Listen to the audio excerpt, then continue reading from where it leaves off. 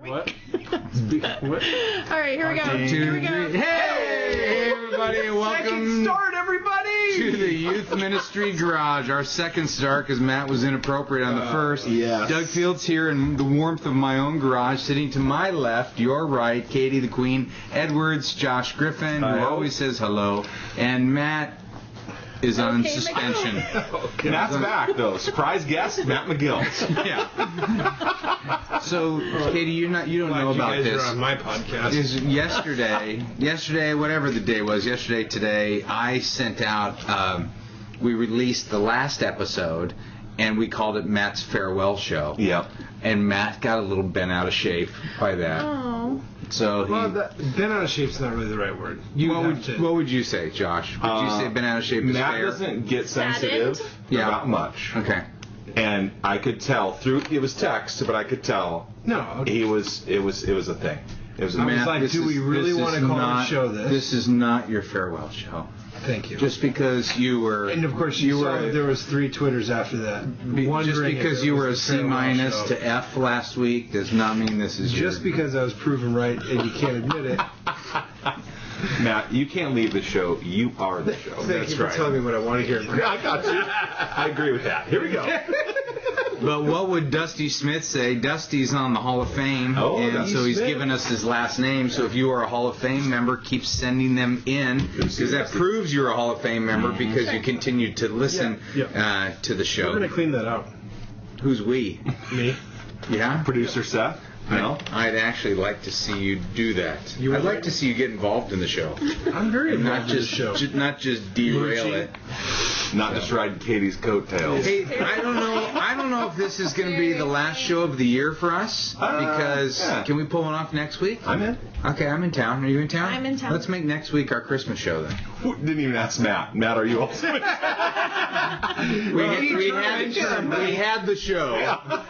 So if Matt would like to show up, that's great. If not, Tori's around. Hey, we are very thankful to our sponsor, primary sponsor, Youth Specialties. We have some wonderful other sponsors, Youth Ministry 360, Azusa Pacific, Leader Treks, Remedy Live. Josh, how's Youth Specialties doing? Youth Specialties is doing awesome. They got a couple cool things happening for Christmas. They have some great new Christmas lessons you can get on youthspecialties.com. And also, they're proud to partner with the 5th host of our show, this giant banner, if you're watching on the video show, the Student Leadership Conference 2013 in Texas, California, and Pennsylvania. Okay. And Youth Specialties is so excited to make sure that you join them there. So you can come free to SLC, find out how on Doug Feels Like. Hey, how do you guys feel about Seth stepping it up? And Seth, executive producer, has created. Look at this is the first time, folks, friends, fellow staff meeting people. We now have announcements from our sponsors that are official. When we're done, do we wrinkle it up and then just hit the camera with it? I think you can. There's a before the show and a during the show. I didn't really have time to read this before the show, so we don't prep, so don't even sweat that. Okay, I'm just looking for directions. We kind of prepped a little bit today when I sent you guys a text reminding you of the time I said be thinking of. What did I say? Something happened great this year. What you're looking forward to in 2013. Yeah, that was about as preppy as we get. Yeah. Preppy. Yeah, I ignored it just out of solidarity to the way we've always done it. Have you had a highlight? Wow, going right to it? Yeah. I would say... Did you think about it at all? Very little, in all honesty. I tried thinking about it. I didn't know is it ministry highlight, or can it be whatever? Whatever you want. Because we hit a big landmark in our family. All 4 kids of ours are now in school. Potty trained. And so, finally, well, actually one. Yeah. No, I mean, it just is a big moment in our family. It's fun because my wife is now re-engaging more than ever with youth ministry, where she was my partner and my co-pilot, all that stuff, and then with kids has kind of bowed out for a little season, is now coming back. So it's fun to be there. That's my highlight. We're still figuring out what the new day looks like, but it's good. It's really good. That's good. So on your day off, you have all your kids in school. It's the best. It is. So was it a highlight from the year or a highlight from the podcast? Oh, shoot. I didn't. No, I just said, what's a year highlight? What are you looking forward to? You know, one of my year highlights is Seth. I couldn't come up with Seth is one of my highlights. Cheers. I love having that Seth moved out here and he's part of our team. And I got you. He's a great guy. What are you drinking? Seltzer. I'm not sure I love his wife. I love his wife, but she makes these cookies that just are killing me. Yeah. So Sunday we have our youth ministry. Seth and I, you guys are in mega churches. You wouldn't understand us. We have this little tiny church that meets on Sunday night. We had 5 volunteers and 6 kids at our Christmas party. That's good ratio. And so we Seth's wife made these peanut butter balls. Yeah. And I thought to myself, because I've been eating good all morning and lunch I ate good, and I thought I'll just have one. Ooh, 9. Downfall. 9. They were the size of your fist? They were not little They were tiny giant balls. They were. Oh man. And were they covered in chocolate? Yes. No, they weren't. Weren't they, Seth? 9? Of course. Okay. they were. Am I? I'm not kidding. Am I? I'm out of control. When your wife. Well, I remember the cookies that she had a few weeks ago. They're so good. Anything that comes out of the oven is going to be worthwhile. So Yeah. Is you it? can't stop at one. Where is she like Midwest girl all the way? Oh yeah. Because Yeah, the girl through can and through. cook. Yeah. Yeah. Oh. What does that mean? I don't know. It's just a thing. You're welcome. You're welcome, Midwest guys. All right. Back to our staff meeting. Your Please. cooking is drive-through. So come on. I'm kidding. Wow. I'm kidding. Shots at That was like a stab in my Here's the heart. thing. Let me tell you what Katie does really well. Chili. Her chili's unbelievable. Secret ingredient? Are you a good cook? She's a good. I think I do all right in the kitchen. How often do you cook? I cook 4 times a week. Really? That's pretty good. Yeah. That's great. That's great. I can make eggs. Fried? Scrambled. Any Oh, wow. kind. I can do Poached? eggs. Can you make an omelet? Benedict? Huevos No. rancheros? Any? No, Really? well, sorry. Any that I eat. Boiled? Scrambled. Any Salad. that I know how to make. Okay, there you go. You can do any of those. Please don't read my name. I've been in youth ministry for 14 years, 7 full-time. My first full-time ministry had its struggles, but overall it went great. In 6 years, our ministry tripled in size, and over 100 people were saved. Whoa. 18 months ago, I felt led to another church in the big city. The church knew my philosophy of ministry, which is more discipleship-based, and even came and looked at our ministry in action. However, now the pastor, who's 80 years old, has decided that I don't know what I'm doing and the ministry isn't growing fast enough. He wants me to move to an attractional model and gave me an or else ultimatum to grow the ministry. The problem is that that's not who I am as a minister. What should I do? I don't want to be a quitter, but I also don't want to lose my job and fail my family. Oh. That's a... How's that for Christmas cheer, huh? There you go. Merry Christmas. Have a peanut butter ball. Did we ever have a question from Dusty Smith? Did you just read his name? No, I just read Hall of Fame guy. I just read his name for the Hall of Fame. This That is was a it. different. He just wanted to know Hall of Fame. This is a no This is name. withhold by name, yeah. Yeah. Okay. I didn't know we were announcing Hall of Famers. That's great. Okay. Great. Okay, what do we do? What's the answer? Well, here's the first thing I think about. You guys pick up after this. You're not going to fail your family, For sure. okay? So you might lose your job. It's a difficult situation, but I think when you make a comment, you're not gonna He lose. wants to provide for his family. I mean, Yeah, it's not a he, it's a she, but that's okay. Maybe. Oh yeah. Didn't say please withhold my gender, Yeah. so we could totally talk about that. Well, I would say if it's not your shape and you're really clear, you've been in ministry a long time. This isn't like I'm just figuring things out and I lean this way or whatever. If you really know this is who you are, the church has become no longer a fit for your style of leadership and whatever. So it has changed. The situation has changed. You have to reevaluate that. Your only options are: can you change and bend to what the senior pastor is asking for?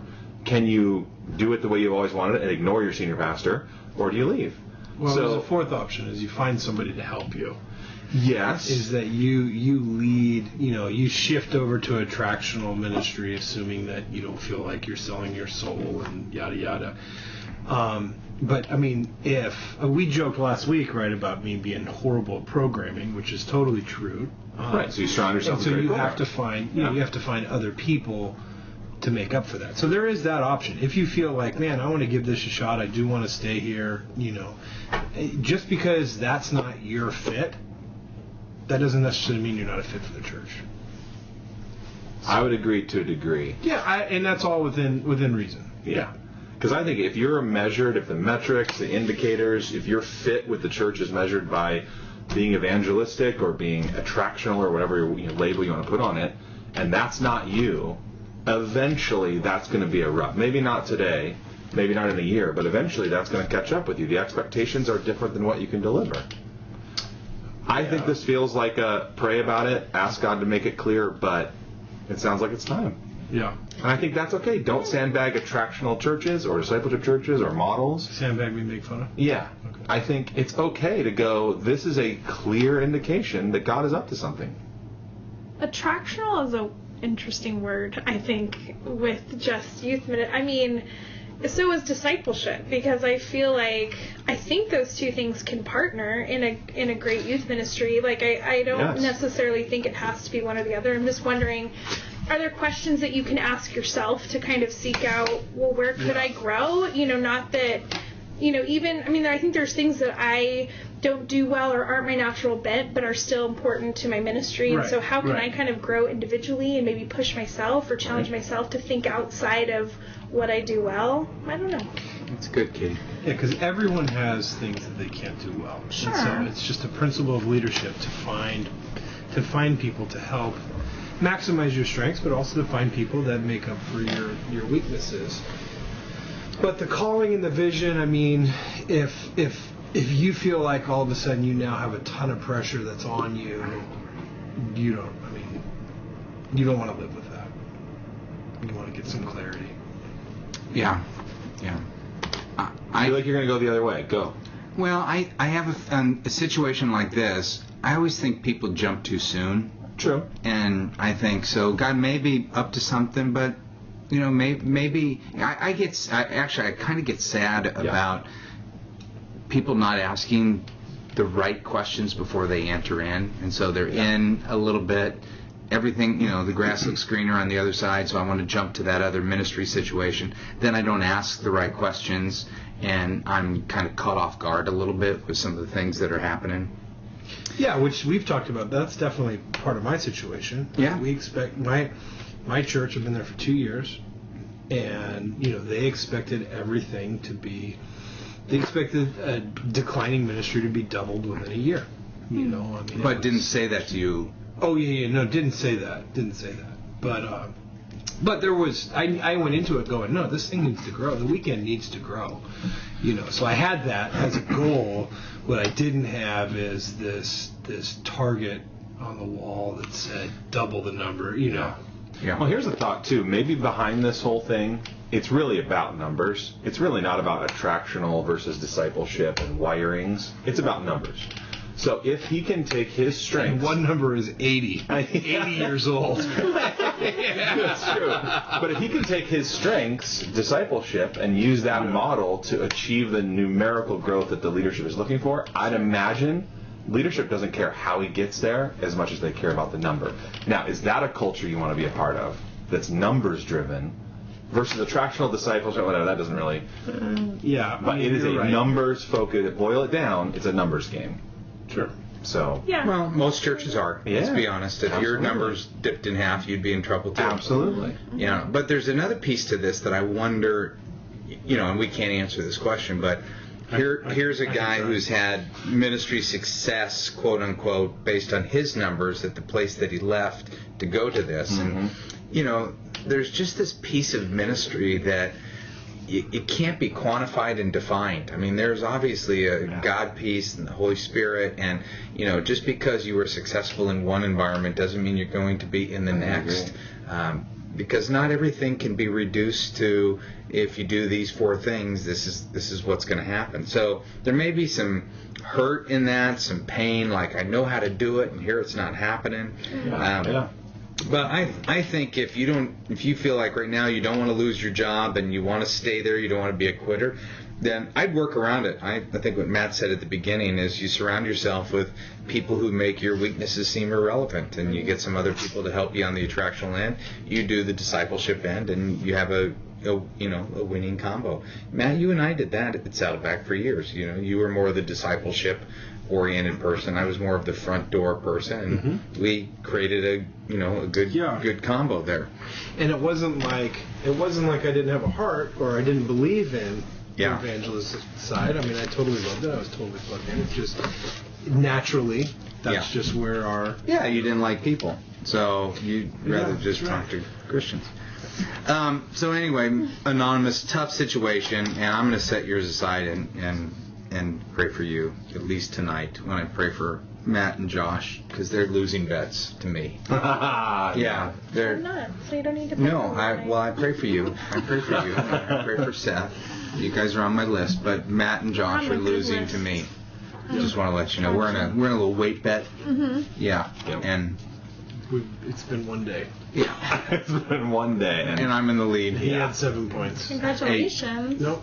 it's impossible to get 8 points in one day. It is. No, You go, totally you on the you can't put words inside in the box, in the -1 box. You put words in there, so it didn't calculate out right. I didn't put words. Yeah, it says minus. Yeah, he did. I had This to- is so insider. Katie just that tuned Seth out. and I Like all of our audience. are tuning out right In now. the Google Docs, So I didn't insider. put words. I might have put a dash, like -1 slash. This side conversation brought to you by Azusa Pacific I'm about University. to check my text messages. All right. Hey, speaking of selling your I soul, should've Matt, left do you it want to there give for a? Do you want to give a? Yes, I'm I would still in love the to. lead, regardless. No, you're totally in the All right. That's That was my point. People, that's where they need to get their self-esteem from. YM360.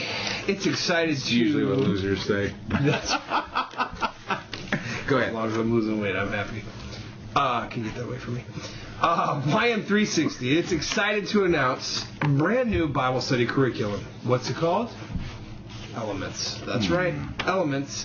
It's a great curriculum for helping students grasp the essentials of their faith. Are you checking your phone? What's that? Double standard. Entering his weight. Yeah, it's not the elements of their faith, it's the essentials of their faith. It's great for teaching, great for your teaching calendar. I'm not a really good reader. I should have read this before. You know, all right. Try it for free at youthministry360.com/elements-promo. All right, there you go. There Hey, you go. Alex Gorod from Goldendale, mention Washington. that they could try it free. You cut me off here. This is a great announcement I'm giving. Hey, get through your stuff, all right? It's starting as low as $19.99 each. All right. Which is, And it's go on basically Youth Ministry 20 bucks. 360, and don't you enter in YMG and they get 20% off, too? Yeah. Yeah, All right. try it free. Alex Gorod is one of our Wall of Famers, giving us his last name. Nice, This Alex. is from Ted Northrup. Ted says, I've taken a new youth ministry job, filling a position that was previously covered by a multitude of volunteers. They're great people, but honestly, they don't know what they're doing and don't realize it. Few seem willing to yield to my leadership. How do I take control of the ministry without completely pushing away the volunteers or coming across power hungry? That's idiots is not the problem with the world. The problem is when people are idiots and they don't know it. Dumb people. There's nothing wrong with dumb people. It's just dumb people that don't know that they're dumb. This Matt saying brought to you by Azusa Pacific University. Okay, so what are we saying to this guy? I would say take your time. Be gentle. Those people gave their Absolutely. blood, sweat, tears. They toiled. Yeah, I mean Well, they I had would They take kept him the out. ministry going. Don't Yeah. What don't can you swoop in expect? too quick. That's I would what take it's him like. out one-on-one That's good, and kid. just, Yeah. Take them have... out, like kill them. That's just sniper Yes, rifle. take them out one by Take one them is out what I one said. by one. No, Divide and one-on-one, conquer. lunches, coffees. I mean, I think if any of us were going to a youth ministry, we would start with just spending time with some of the volunteers and affirming them for, Yeah. what's happened. Even if they don't know or whatever. I mean, great relationship is the start to future leadership, I think, so. Yep. Good. Yeah, Well, and even though I tweet was that. talking about Did you hear it? It's good stuff. what was it? I don't It know. doesn't Rewind matter. show.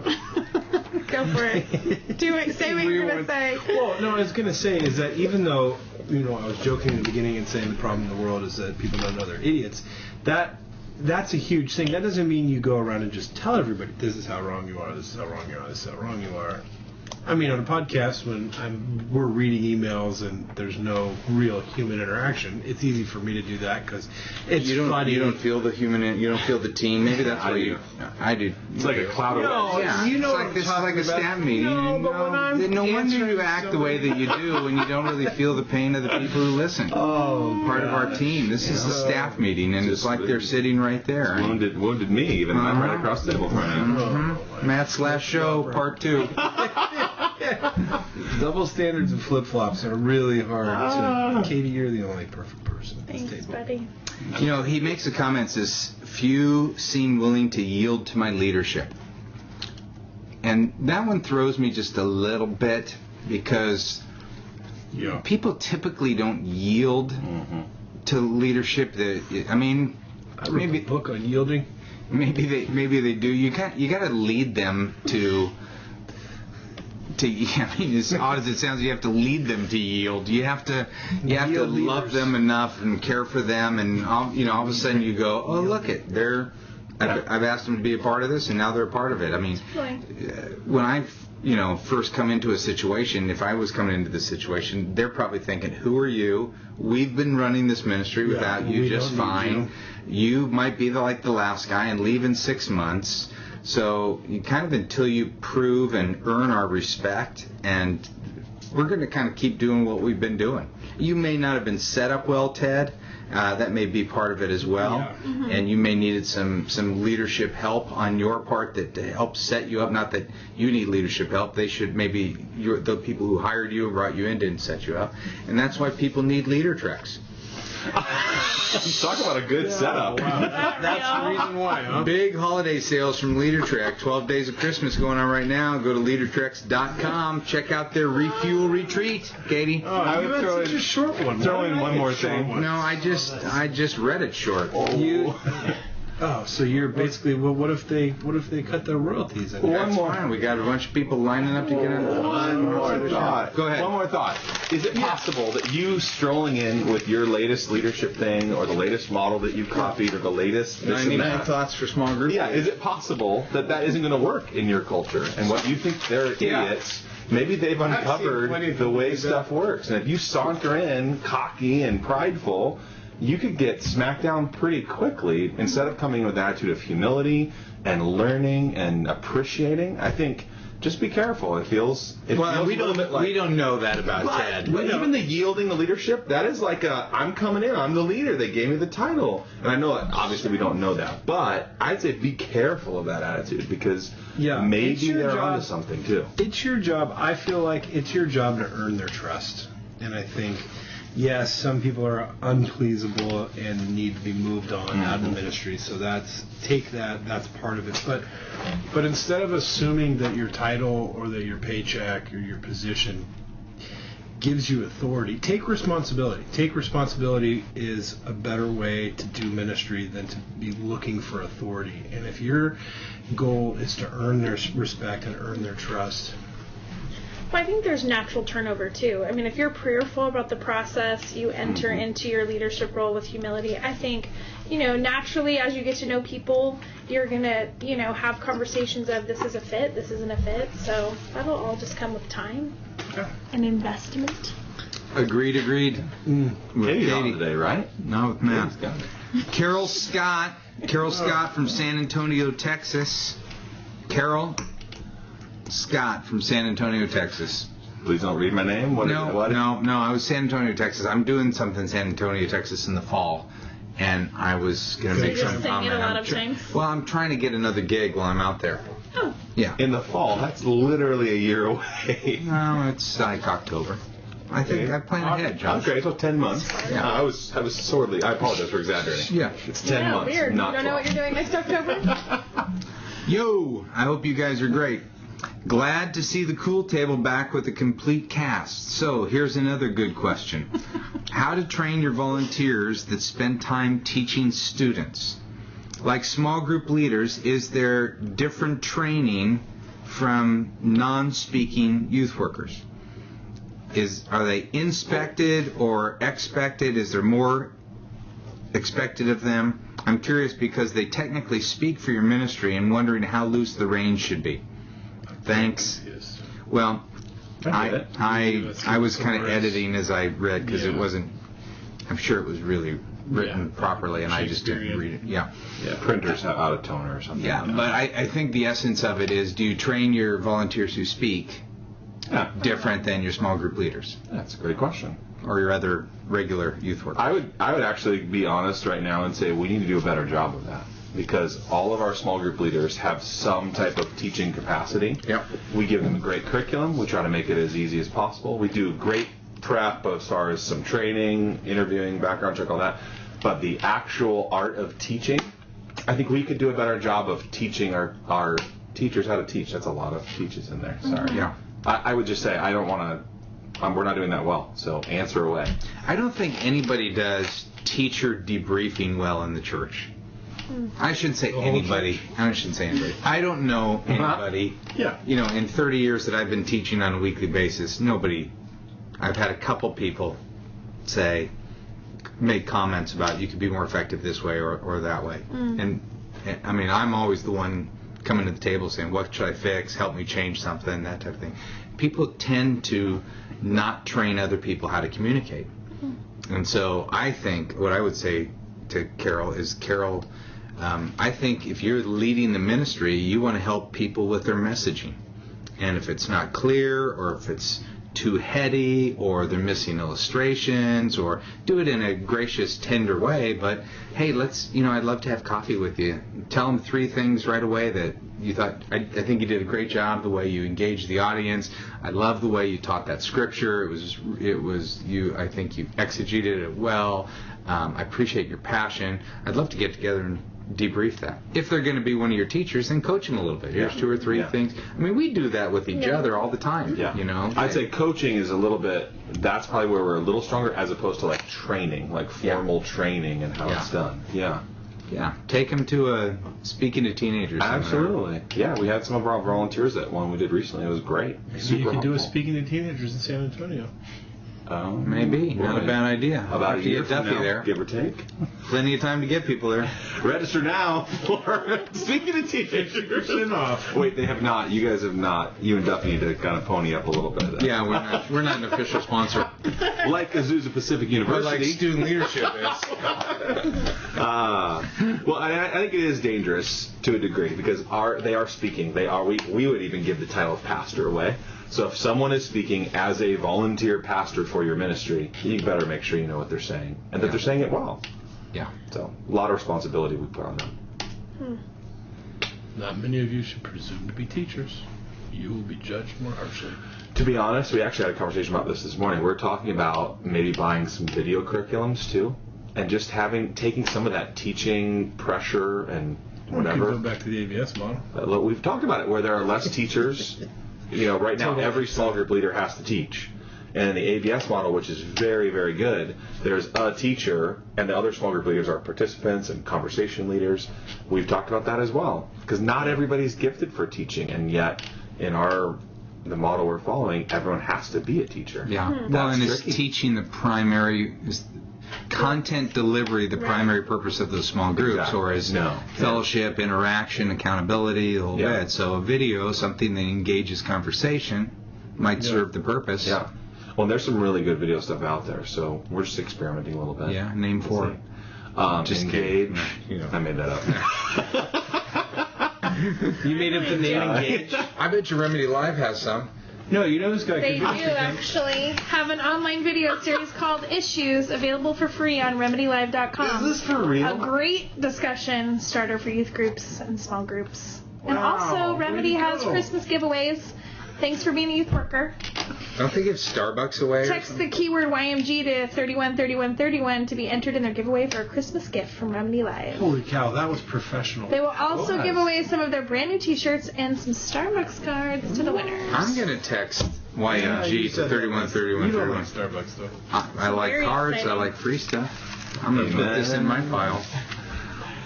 Maybe you should give her away. Do not read my name.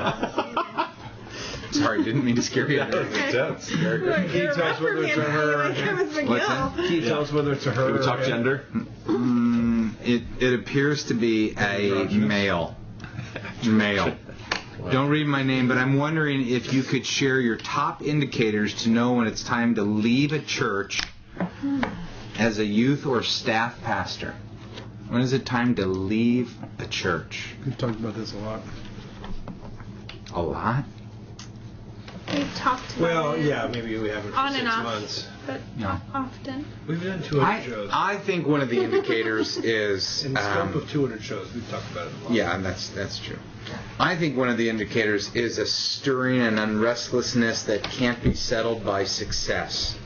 So you feel like sometimes, I know when God was wrestling with me about, or just maybe preparing me to leave Saddleback after 20 years, is the whole idea of I would be restless, and then we'd have some great event or a great kid's story or something like that, and it still didn't change the restlessness.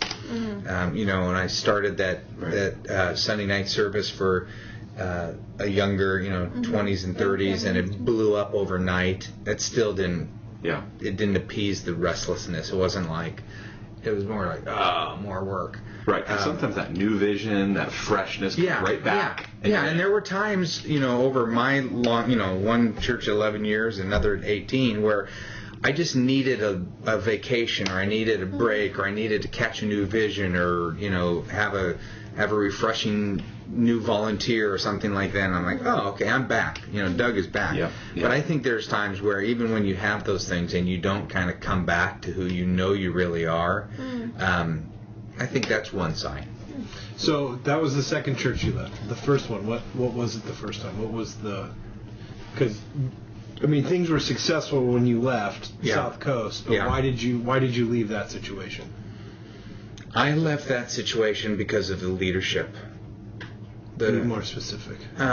Because there were the senior pastor who I went to work for had left, and I didn't like the new leadership, and I didn't trust the new leadership, and I didn't want to follow the new leadership. Right. That's pretty specific. No, that's really good. No, I wasn't. But that's definitely I hope another I didn't come off reason. sarcastic. I wasn't trying to be if there was- sarcastic. Yeah. I'll throw out another one. We only left one church, and it was after 7.5, almost 8 years. But my wife, my spouse, Angela, Your first wife. My first wife. My only wife. She just initiated good conversations because of that restlessness that you mentioned. It was in me as well. She pushed forward to let's talk about this. Let's get this out in the open. And otherwise, I would kind of just continue to fight or moods, whatever, and just not do anything about it. And I think she pushed that into the open, and that eventually led to us going. Now, what's interesting is very recently, we've been having big discussions. Not that we're leaving the church or whatever, but something's changing in our life. We don't know what it is, and she's not willing to just let that weird whatever status quo be behind the scenes. She's like, let's talk about this next stage of our life, and da-da-da-da-da. So we've been having a great conversation, not planning on leaving. But Title of the show, Seth. Josh's last show. Fantastic. I won't be sensitive about it. Yeah, you won't text back and be all whiny. Exactly. That's your baby. Anyhow. That's unfair. That's okay. Just get Total it. get. Just relax. So here's the thing. While I don't think this is my last show, Angela is integral. Yeah, that's a word. Into this conversation as we start to think, is it time to go? Yeah. Integral. Katie, what about you? You've left a couple churches. Just one time. Twice. We left to go I to guess. Mariners and then left to come back. Yeah, left to go to Mariners, left to come back to Saddleback. I think, I identify with the restless feeling of just God stirring in my heart, and, I don't know. For me, it was, I think I just wanted to try something new, be somewhere different. I knew I love students and feel called to youth ministry, so I didn't want to leave youth ministry, but, I don't know. The fun as something came along, a great opportunity, something new, something fun, and I wanted to try it. I wanted to go for it, and loved our time at Mariners, and learned a ton, and rebuilt and went back to basics of youth ministry, and it was like school almost in a really fun way of just learning and growing a ton. And then then coming back to Saddleback again, just something fun and exciting and a great opportunity. And, you know, when we came back to Saddleback, though, Ron was a really big part of that because he really, really wanted to be back at Saddleback and wanted to be back in that community. And so he was a bigger part of that decision than actually leaving Saddleback, I think. Yeah. So, yeah, I don't know. Just great opportunity and God giving us some great choices, and I don't know, it was good, fun. What about you, Matt? Well, I think the restlessness that can't be solved or quieted by success is a great one, because I think God speaks to us through our discontent, which is the word I would use for restlessness. I think that it's hard because, you know, Christians for 2,000 years have been enduring persecution, you know, thrown to the lions, and so it's like, well, surely we could endure bad leadership or conversations that want us to move, you know, that someone wants us to move on. And so it's hard because to me it's like, how long do you endure? How long do you? That is the tough thing. You don't want to jump ship too early, which you talked about earlier. That you think that you've been seeing some people jump too early, and I think that's a tough thing. I think it goes without saying, but we say it anyhow, is that if you're not plugged into what the Holy Spirit's doing in your life, then I don't think you can trust any of your thoughts and any of your feelings. I feel like that if that part of your life, that inner, that personal, that connection between you and God, if that's thrown off, then everything else you think and everything else you feel, everything else you hear and you perceive is just going through a filter that's not a pure heart filter. No one's ever perfect, but I think that's the first place to start. How do you reboot your faith, return to those things that you did at the beginning that gave you joy? But you know, I mean, we've talked about my struggles. I'm pretty open over the last 2 years and stuff, and I think that if you get to a place where you can't lead, and I think that's also very vague, but if you get to a place where either the values don't match up, or if you don't even have the authority to do, you know, you're not freed up to lead like you know how to lead, then those are two other reasons why I think it's time to leave. You know, I think that you need to trust the leaders that are above you. You know, you need to pay attention to your spirit, and there should be a sense of peace at where you're at. There are times when it's time to change, and we listen to our spouses who give us so much great feedback, and they see our blind spots. But it's not an easy question. Yeah, I mean, it's tough. No, that's good input. You know. It's good input. Yeah. I wouldn't leave. I think we've talked about this before, but I wouldn't leave just because it's a flashier paycheck. You know, and there's nothing wrong with providing for your family, but I wouldn't let that mean be the big thing. Yeah, at least not be the leading.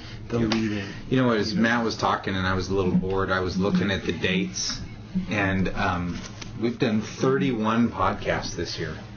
31 podcasts. 31. Time to leave the podcast. One.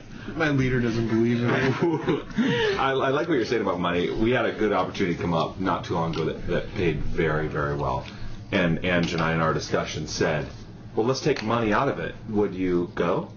And I was like, oh, no, not a chance. And it was only the money that even had it in the running. Yeah, see, and it was awesome. significant enough to like make me do a job that I wouldn't even be as passionate or into and so I think remove the money. Modeling is a good career. Gaps can only take me so far. This is, please don't read my name. I've recently been going through a time where my ministry, does it matter where this person's from? Maybe. San Antonio. Here we go. No, let's just say the great state of Pennsylvania. All right.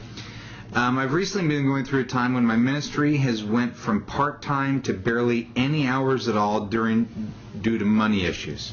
A lot of money issue questions, by the way, that I've been reading. And I can't help but feel restless and questioning as to whether I'm still even effective. I'm so frustrated and was wondering how you all have dealt with times in ministry when you feel as though you have failed. Although I've been told it has nothing to do with my ministry, I still feel as though it is a reflection on the ministry. Any advice would be great because I feel very confused and I'm kind of defeated. Well, that is a drag. I mean, to not be excited about what you're doing, and God is doing great things. It doesn't matter if you're full-time or part-time. I mean, to hate what you're doing and to feel like a failure. Yeah, I'm not sure that I hate what I'm doing, but feel like a failure is pretty strong. Yeah. I think so often we get our identity from our vocation. So especially dudes, if our ministry is going well, then we're doing well. Mm-hmm. And there's so much. I just don't think it's a biblical model that we have a different identity. We have a new identity. We have a we are Christ's ones, but that doesn't seem to suffice in a ministry setting that isn't going well, because now all of a sudden I feel like I'm a loser, I'm a failure, I can't believe it, I feel bad about myself, and that becomes our identity based on how many kids are in our junior high ministry or our high school ministry, or whether our senior pastor who's 80 years old or 30 years old likes us or doesn't like us. And I think that's also the power of community too. When you're in community and you're surrounded by people who know you and love you and really don't care how many kids are in your youth group, and they don't value you based on your performance, I think that's an important thing, to be surrounded by the body. I used this phrase this weekend when I was speaking, and it just came out of nowhere, and it was good. We're a symphony of broken players. So as opposed to the solo act that a lot of us kind of go through ministry in life, as we're by ourselves, and it's the ministry's on my shoulders and it's all about me, that we're a symphony of broken players that come alongside one another and help each other out in their brokenness. And I think this person who wants to remain anonymous, I think just needs some people in your life that just don't care about the numbers. Right. I'm not in any way saying it's easy to watch numbers decline or money issues, but if the leadership is looking at you and saying, hey, look, it's not your fault. We just don't have the money to pay a full-time person anymore. And the people who are making decisions have decided to keep the senior pastor instead of the youth pastor. That's kind of the way that it goes. Yeah. Mm-hmm. It is. Yeah, you can't take that personal in that regard. I mean, that's the tough decisions have to be made, and you were the brunt of that tough decision, and you can only do what you can only do. Like if you're paid to work 10 hours a week and you have to have a full-time job to, you're not expected. You shouldn't expect yourself to do a 50-hour youth ministry job when you don't have that time, Well, I think, like you were saying, though, even just finding those people that breathe life into you and, spending time with them, I think that, can be a great, people that know you well enough to give you perspective on, just the things that are happening in your life. I think stepping back, it's a good thing to do. Don't you think so much of youth ministry, we won't see the results? We won't see the wins. We won't ever really know what we accomplished. I mean, I think it is hard to quantify success. I mean, even in a ministry where you have numbers and blah, blah, blah, whatever. Yeah, because our ideas of success are even different, probably. Yeah. And I think someday, and you have to have the long view of youth ministry and what you're doing. If it's short view, you're defeated. It's exhausting. It's not. If you have the long view going, I am changing lives that will change the world, and that are their eternal destination is changed. Their families are changed. The long view helps a lot to lift your eyes up, kind of off of the defeat and the failure of the moment, and go, what could be? What's ahead? Yeah. Redefining success as faithfulness rather than effectiveness. I mean, I think that That's good. that important, it's important. Like, even as what you were saying, I was just thinking, like, there's a difference between, I got these numbers, I'm 10% bigger, I'm 10%, I'm 20%, whatever. I mean, there's the drive for numbers and that kind of success and being effective. Right. And you could define effective in a bunch of different ways. But I think that's important, but it's not the most important. It's important because God didn't create us to waste our time. God does awesome things through us, and He wants to do awesome things through us. Is that necessarily 10% growth every 2 weeks? No, but He wants to do good things through us. So I don't think you can let that go. Mm-hmm. But I think being faithful in the moment, where at the end of the day you said, well, I did what I felt like God called me to do. And maybe there's some things I need to learn. Maybe there are some successes I can celebrate and some failures I need to learn from and all that. But a focus on effectiveness, it just is a downward spiral because you can always be more effective. You can't be more faithful. There's only 24 hours in the day, and you could be faithful for 24 hours, and then that's it. Maybe you sleep or whatever. But I mean, you can always have a bigger youth group, or more kids come to Christ, or a better band. I mean, it's just a never-ending thing. It's good. That is good. Hey, we're going to wrap it up. Katie, what are you off to? You're running off. My life group tonight, my junior high 7th grade girls, we're doing 12 fun things on 12-12-12. So we're doing like this little night of all sorts of What are the little 12 fun things? Some of them. Well, we're going to Irvine Spectrum, which is like an outdoor mall here. Hopefully it doesn't rain tonight. But we're doing like dinner, make a wish in the fountain, take a picture with like an accessory at Forever 21, group photo, like just all sorts of little things. Just a fun night. Just like a with fun your night. girls. Yeah, it's $12. Now so. the wish in Awesome. the wish in the fountain, that's kind of a pagan ritual. So Yeah, that felt a little bit like witchcraft. Oh, Yeah, to church. I was you do Don't that? ruin my night. It's gonna be so fun. junior high girls. just denying Jesus. Can't even time. It's not I'm about being like effective. It's about being gesturing to efficient. you in my mind. And there goes the show. We are. Everybody. Hey, here's the deal. This is prayer for penny. That's all. It's a prayer Allison penny. Williams. Allison Williams, who Seth, we're going to put her name on the rewind page, which is who? Which is the rewind. What was her name? Allison Williams. Nice.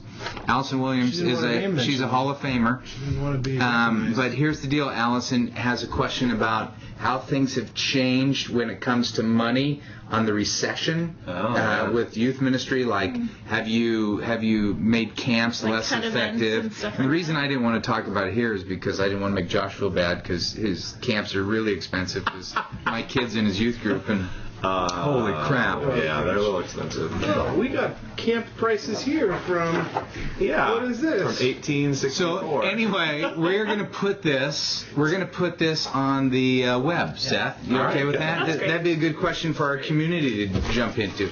Seth, I watch this show every once in a while when I'm on the road on ESPN. It's a 2-person show. Pardon the interruption. At the end of the show, they go to a person and say, "Can you clarify any mistakes?" that's a And good it's somebody idea. off camera. And What do you was there think any we need to mistakes that we need to fix? Yeah, I was taking notes on pretty much everything out of this corner, but That's a dig on McGill. Yes. there's some tweetable material happening over here. So no fixes, but I will say that my Twitter Seth. feed's gonna blow up with some Seth. McGill Is that is. right? Yeah. $2.99 for a 6-day camp. How long ago was that camp? Last summer. $2.99. Good to be with you guys. Love you, love you, love you.